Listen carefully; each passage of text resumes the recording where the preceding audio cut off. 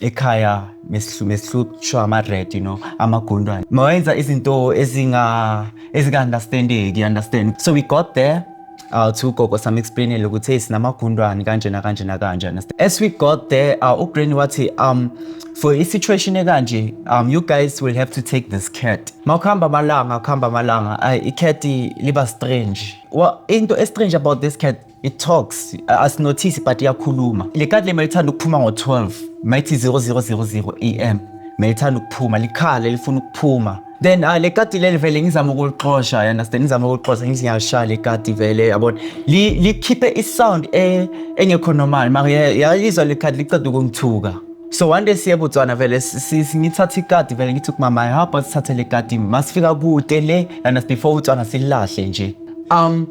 Masilahla le kati okay sibe namalanga lapha eBotswana sibuye. Masibuya ikati lisendlini. Ngizama ukulishaya le kati liphunyuke, ngizama ukulishaya ngelikhabe la enyaweni. Lingakhona ukuhamba, you understand? Lihambe like liphume ngewindow lihambe asazi ukuthi liphelelepi, you understand? So one day siphume esontweni. Ugogo sindlule vela aphuye nathi akasibulisi ugogo, understand? Remember ukuthi le kati ngiyishaya enyaweni, understand? Ugogo akasakhona ukuhamba like uhamba ngokuhlotsa. Okay, shapho ugogo simbulisa angasibulisa sishaya ngebhomu asibheke.